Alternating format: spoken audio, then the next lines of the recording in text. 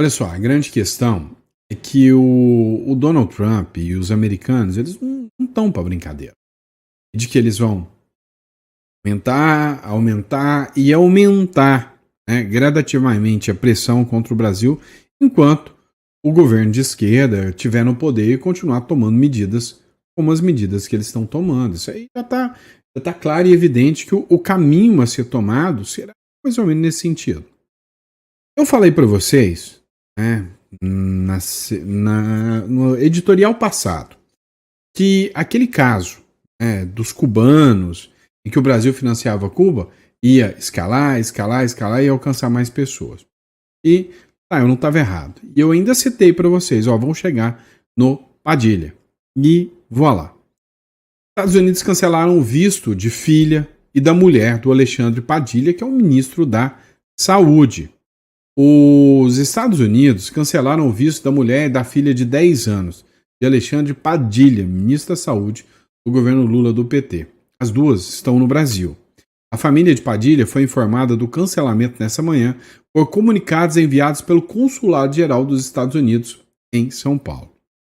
Nos comunicados obtidos pelo blog, o governo americano informa que os vistos foram cancelados, porque após a emissão surgiram informações indicando que a mulher de Padilha e a filha não eram mais elegíveis. Padilha, que comandava a pasta em 2013, quando foi criado Mais Médicos, afirmou ao blog da Ana Flor que não teve visto cancelado, porque o dele está vencido há vários meses. Ele está sem visto desde 2024. Segundo esses documentos, o cancelamento de visto impede a pessoa de entrar nos Estados Unidos. Caso já esteja em solo americano, pode permanecer durante o período de vigência. O visto é cancelado assim que ele deixa o país. Então, assim, eu já falei para vocês que eles vão aumentar. Isso aqui vai chegar na Dilma Rousseff. Não tenho dúvida que vai chegar na Dilma Rousseff e a ideia é assim. Vai aumentando cancelamento de visto, cancelamento, e aí pega a cabeça do negócio e pum, magnifique. Foi assim que fizeram em relação ao Supremo Tribunal Federal. E agora eles partiram para o lado do governo, né, do governo Lula. E aí a última cartada vai ser contra o Lula mesmo. É o que a gente consegue inferir, né, dessas medidas que vem acontecendo pelos norte-americanos. A situação tá tensa, meu amigo, bem tensa. Vamos lá, pessoal. Essa aqui pegou algumas pessoas de surpresa. O ministro Nunes Marques divergindo dos demais ministros do Supremo Tribunal Federal. O Nunes Marques diverge da maioria e vota contra a condenação da Carla Zambelli. Pois é. Lembra que a Zambelli já foi condenada no caso do Walter Delgatti, aquele hacker que era um mentiroso quanto mais, e só com base na palavra dele, a Carla Zambelli acabou sendo condenada, é o que argumenta a oposição.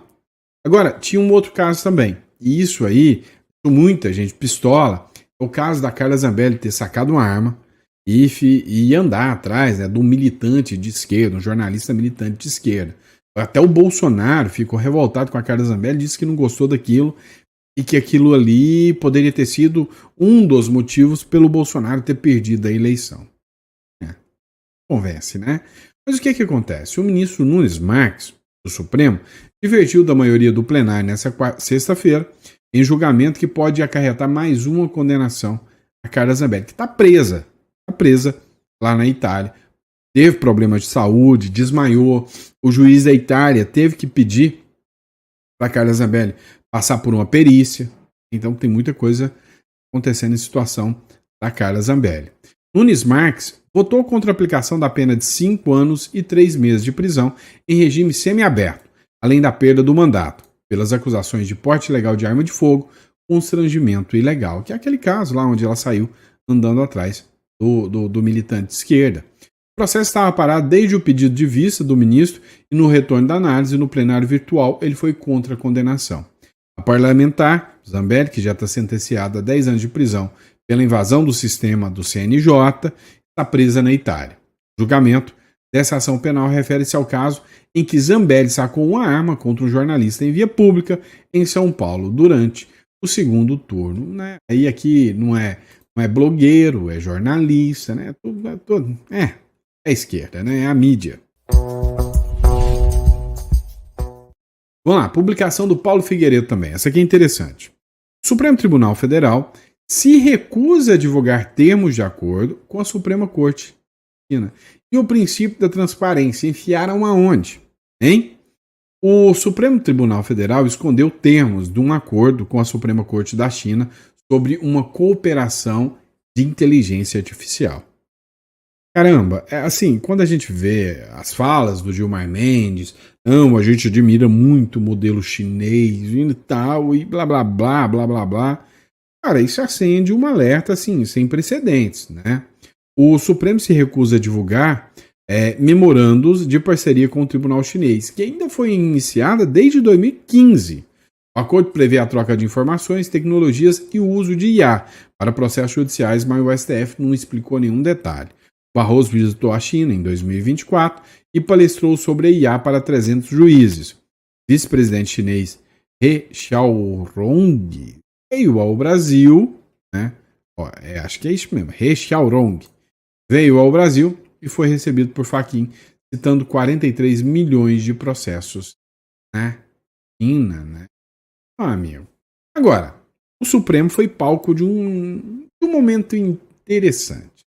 Lá, os ânimos estão à flor da pele.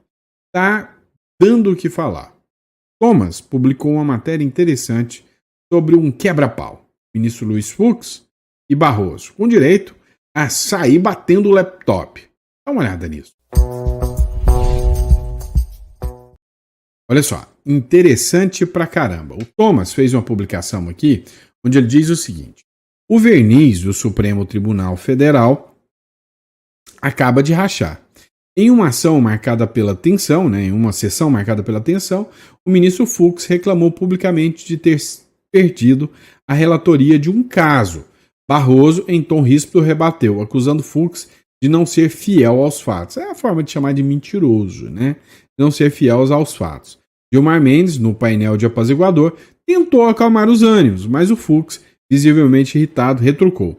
O barulho de um notebook fechando, com força, marcou o fim da sessão. É quebra-pau supremo. Merecia Vossa Excelência permanecer como relator. Disse, Vossa Excelência não quer permanecer como relator, apenas reajustando. Vossa Excelência disse, não quero reajustar. Não, reajustar, mas Vossa Excelência não me ofereceu como relator. Vossa Excelência passou direto à relatoria. Absolutamente. Pode resgatar a sessão, e eu disse, porque tenho a maior consideração por Vossa Excelência, e Vossa Excelência não está sendo fiel aos fatos. Eu disse, Vossa Excelência não quer reajustar para permanecer como relator? E Vossa Excelência disse, não, porque isso seria uma desconsideração com quem me acompanhou. Exato. Aí disse, então tá, então o redator para o acordo fica o ministro Flávio Dino. Portanto, Vossa Excelência está criando uma situação que não existiu. Desculpe. Já aconteceu comigo, no caso de insignificância. Eu fiquei vencido numa parte, eu disse, então tá, eu reajusto para perder a relatoria. Mas todos nós reconhecemos a qualidade do seu voto. Não, eu só queria consignar, ministro Gilmar, porque eu não queria deixar passar isso. Está encerrada a sessão. Bom. Pois é, o pessoal ficou nervoso. Você viu? Bravos. Sabinhos, né? Que nervosos não. Hoje é um dia magnífico. Tá? Muito bom dia, tá um dia maravilhoso. Bom, vamos lá, pessoal. Outro ponto. Vamos falar sobre, o sistema bancário, o sistema mobiliário do Brasil. Será que pode ser afetado, por essa loucura que se tornou o governo brasileiro? Acompanha comigo. O Leandro Ruschel fez uma publicação aqui respondendo uma pergunta. Essa crise política vai afetar o ramo imobiliário? Fica com Deus. Achei interessante, vamos contrapor a isso aqui. Essa crise política vai afetar o ramo imobiliário? Fica com Deus. Você também fica com Deus. Não é só o ramo imobiliário. Não é uma crise política que está começando agora. A partir do momento que nós tivemos a emergência desse estado de censura e repressão, os negócios são diretamente afetados. Porque quem é que vai investir, quem é que vai se sentir tranquilo em investir num país em que você não sabe como é que será amanhã, semana que vem, mês que vem, em que retiraram o sujeito da cadeia para colocar na presidência, em que sai uma decisão de manhã sobre qualquer coisa, de tarde sai uma diferente, uma revisão daquela decisão. Nesse ambiente, especialmente as pessoas que têm recursos e os investidores externos tiram o pé, né? Por que eu vou investir num lugar que não há a menor segurança, em todos os sentidos, né? Não há a segurança física no Brasil. Você andar na rua no Brasil é um perigo. É impossível fazer negócios no Brasil de uma maneira tranquila. Então, isso afeta tudo. A questão é que o aprofundamento dessa crise, enquanto o país não for pacificado, enquanto não houver uma mínima volta a uma normalidade, né, judicial, democrática, todos os setores vão ser afetados. Essa crise... Eu não penso diferente. Eu penso exatamente como foi dado aqui o comentário aqui do Leandro aqui, né? Hoje, acreditar em investimentos no Brasil, num país de uma insegurança jurídica tão complicada, hoje o risco Brasil, o fator segurança política e jurídica justifica muito na hora do pensamento do investidor. Tenho certeza disso.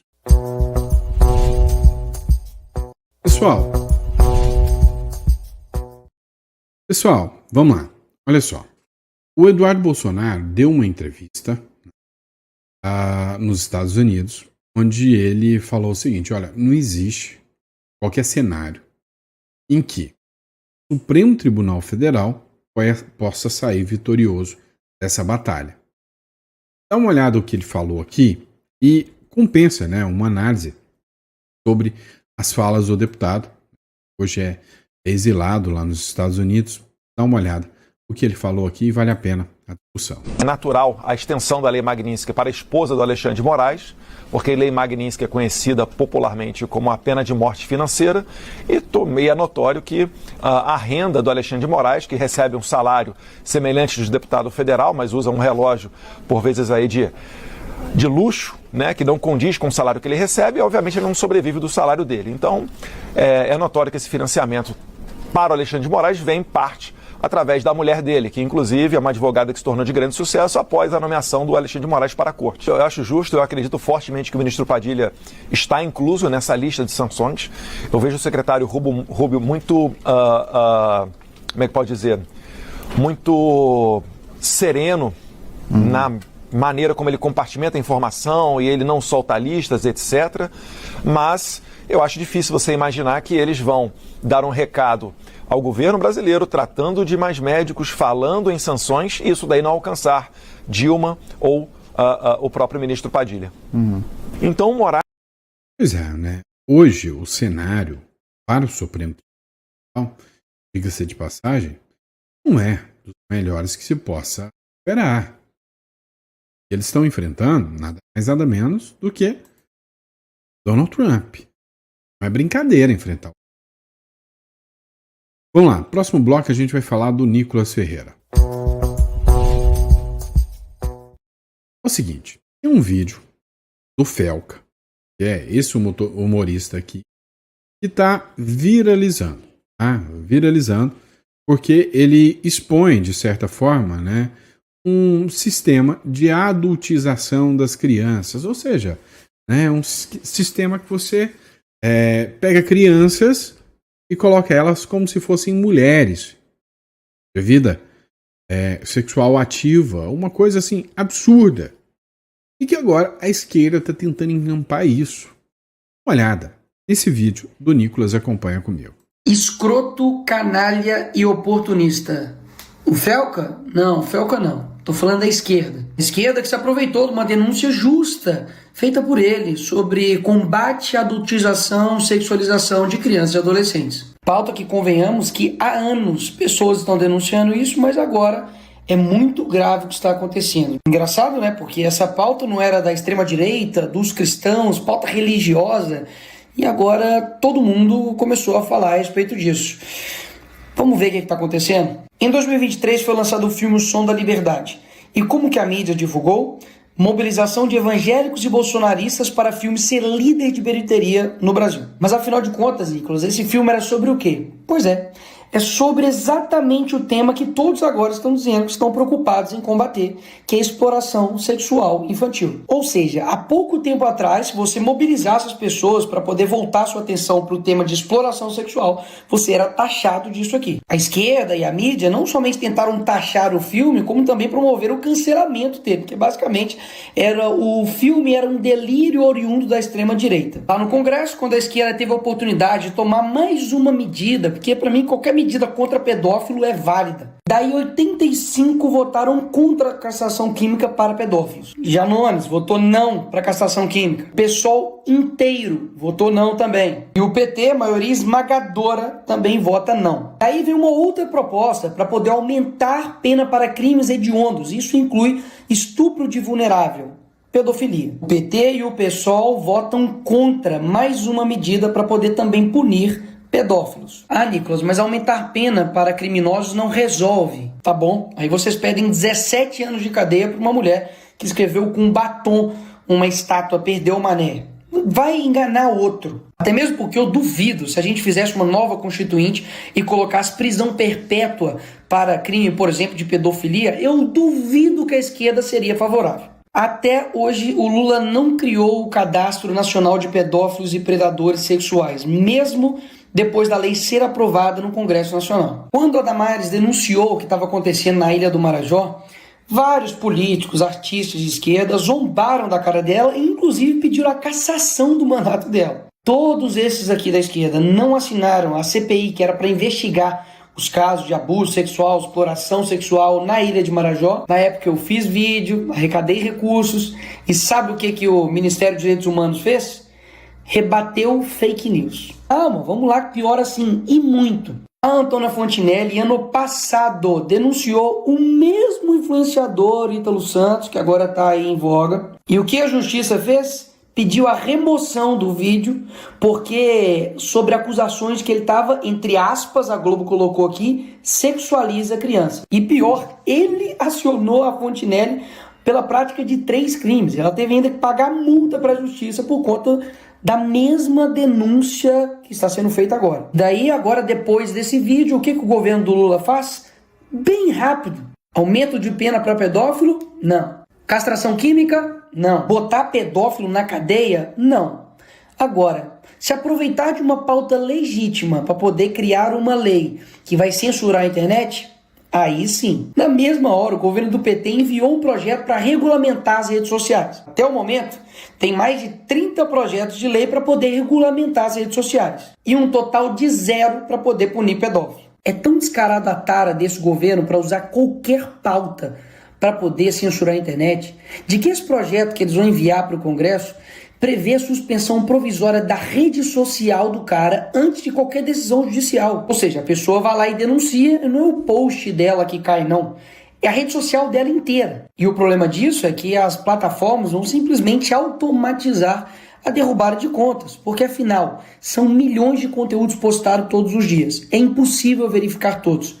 E daí basta eu denunciar aquilo que eu quero que derrube, fazer um monte de gente lá e denunciar e pronto, derrubado. E sabe quem vai analisar se derruba ou não a rede social?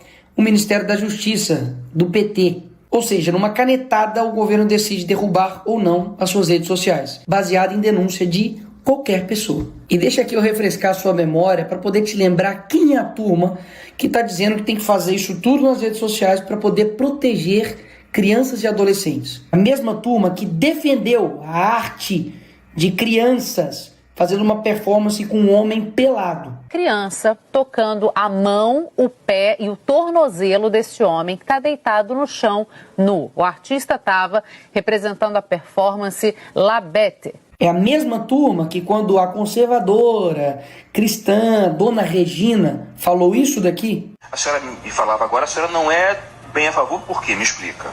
Eu não sou contra a arte que foi exposta, mas sou contra a exposição da criança ali daquela forma. Mesmo tendo lá o aviso, porque tinha, né, a placa para os pais e tal, mesmo tendo esse aviso de cautela... Eu sou contra essa mãe que levou a criança lá, porque a mãe, tudo bem, um adulto, né, tudo bem, mas a criança, eu acho que... Será que foi preparada essa criança? André, para você, o que você acha isso aí? que você acha, André?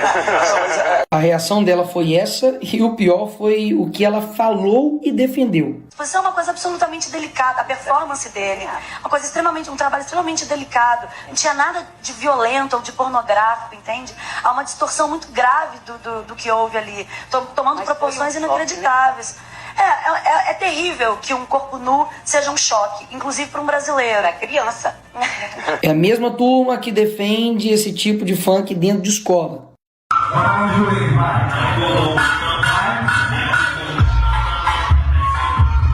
É a mesma turma que diz que uma apresentação chamada Cavalo Tarado para crianças, gastando 50 mil reais de dinheiro público, é arte. Galopa, galopa, galopa, e senta e rebola, galopa, galopa, galopa, galopa.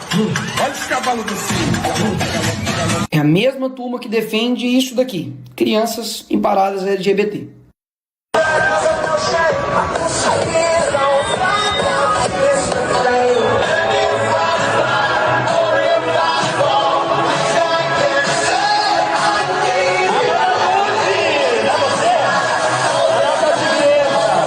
A mesmíssima turma que quer me botar na cadeia porque eu botei uma peruca, mas que quando abraça uma condenada por estupro, por matar um menino, mas que era trans, aí tudo bem. É a mesma turma que diz que agora está defendendo crianças e adolescentes, mas que lançou um livro para crianças e adolescentes que tinha lá uma brincadeira chamada Casa, Mata ou Trepa e colocou aqui o nome do Kid Bengala, que é um ator pornô. E nem adianta dizer de que não era o meu público, é mentira o que você está dizendo, porque eu tenho provas. Tá tudo aqui explicadinho no dossiê Felipe Neto, tudo o que você precisa saber. Assista aí para quem esse livro estava sendo vendido com uma brincadeira Casa, Mata ou Trepa que tinha um ator pornô no meio. Só fazer o canal para adulto ou para criança? Bom, eu hoje faço mais para o público jovem. Eu hoje atraio mais o público jovem, mais na sua faixa etária, e é o público que mais me deixa feliz de fazer, cara. Porque eu adoro o público adulto, mas o público infantil, ele tem uma inocência e uma vontade de se divertir diferente do adulto.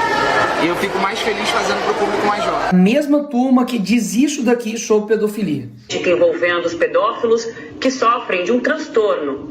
Isabela, há muito preconceito com relação a isso, porque é um tipo de crime que nos enoja muito como sociedade, né? Mas fato é que é uma doença, não tem cura, mas tem tratamento. A pedofilia é uma doença crônica que não tem cura. Os médicos até fazem uma comparação com a diabetes e com o alcoolismo, que exigem cuidado redobrado e tratamento por muito tempo. A estratégia desse pessoal é esse daqui.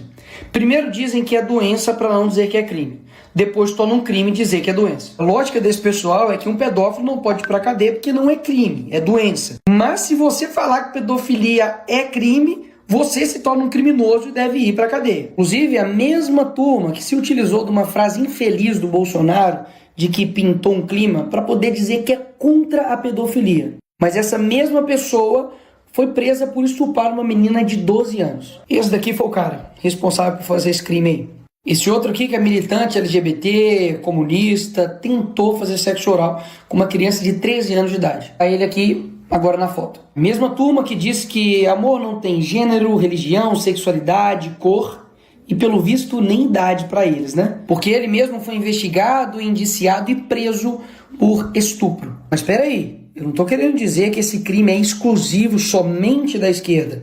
Até mesmo porque esse tipo de crime pode ser cometido por qualquer pessoa.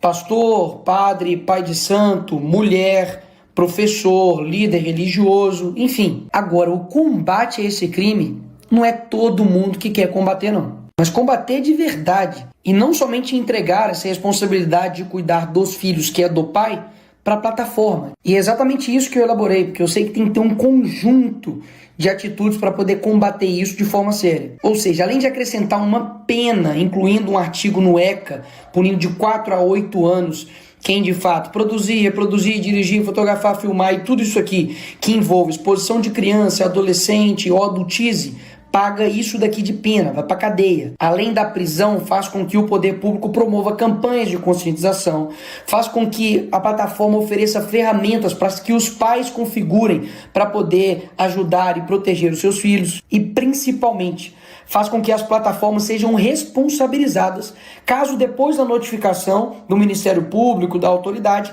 não tome as medidas cabíveis para poder derrubar o perfil, derrubar o conteúdo e realmente impedir com que esse criminoso continue na internet. Agora, tanto o projeto que o PT vai mandar, quanto o 2628, que está aí para poder ser votado semana que vem também, não fala nada sobre punir o pedófilo criminalmente. Nada. O que tem é o Estado regulamentando absolutamente tudo, incluindo o conteúdo aqui ofensivo, ele independe de ordem judicial, que era o mesmo problema do projeto lá que eu disse do Lula. Ainda tem muitos outros problemas que eu não vou ficar esticando aqui. Mas do jeito que está hoje, é impossível votar esse projeto. Porque está mais do que claro que eles querem fazer de tudo para poder regulamentar a internet e vão usar qualquer coisa para isso. Ah, Neymar machucou o joelho, vamos regulamentar a internet. Ou seja, são diversas ações que precisam ser tomadas e o que não dá para fazer é vender uma narrativa mentirosa usando uma pauta genuína para poder prometer para as pessoas que basta fazer isso que vai acabar com o problema de abuso sexual contra crianças online. Agora, isso é um dado assustador. Familiares e conhecidos são responsáveis por 68% dos casos de violência sexual contra crianças no Brasil. O que isso quer dizer? De que várias ações precisam ser tomadas, mas a principal, de fato, está na família. E é claro, cada família tem a sua realidade, seja financeira, seja de tempo, isso aí todo mundo sabe. Mas se você não consegue tomar conta daquilo que seu filho vê, escuta em um celular, tem uma notícia para te dar. Você não é pai e nem mãe. E daí você vai transferir essa responsabilidade para o Estado, até mesmo para uma empresa? Tá de sacanagem, né? Esse é o caminho mais fácil, mas também o caminho mais totalitário. Porque daí o Estado vai tomar conta de tudo. Se ele toma conta do seu filho, o que mais ele não vai tomar conta? Agora, escolhas fáceis, qualquer um faz. Agora, cuidar dos filhos realmente é uma tarefa difícil. Mas se você tomasse algumas medidas de prevenção, como por exemplo, não deixar o seu filho, a sua filha ir dormir na casa dos outros, principalmente de familiares, supervisionar o seu filho, conversar, dialogar, preservar a sua intimidade para que ele não veja você nu, isso impedisse, ou ao menos reduziria e muito, a chance dele sofrer e ser vítima de um crime horrendo, como por exemplo o estupro de vulnerável. Você não faria? Ou seja, todo mundo sabe que não é fácil cuidar de uma criança, mas a omissão e a falta de cuidado dos pais em cuidar das suas crianças que está fazendo com que elas fiquem expostas a todos esses tipos de criminosos. Enfim, vão excluir a família dessa equação, vão simplesmente dizer que, de fato, deixa ela de lado e joga tudo para o Estado. E a família? Fica onde nessa história? E sem falar que, por que você não ouviu ninguém falando a respeito do combate à pornografia, que é uma das causas principais que levam à perversão sexual e que leva uma pessoa a cometer esses crimes horrorosos? Percebe de que o problema é muito mais profundo. Eles estão querendo tratar com uma simplicidade sobre redes. É inacreditável. Tem vários influenciadores por aí que estão usando crianças para poder divulgar a sua arte com músicas obscenas.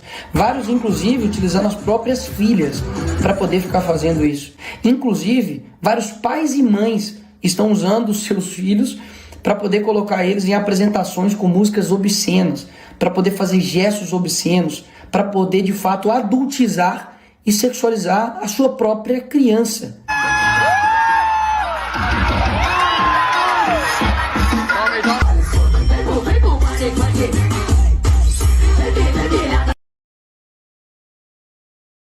Dúvidas que para combater esses criminosos precisa de penas severas, prevenção, depois monitoramento e principalmente um cuidado da família. Não tire a sua responsabilidade como família de cuidar dessas crianças e adolescentes. Porque caso contrário, você acredita mesmo que um governo que não consegue proteger as crianças e adolescentes no mundo real vai conseguir proteger elas no mundo virtual? Não dá para cair nessa. Escroto. Pois é. Que vídeo, né? É a única coisa que eu posso falar. Abraço, pessoal. Vejo vocês na próxima.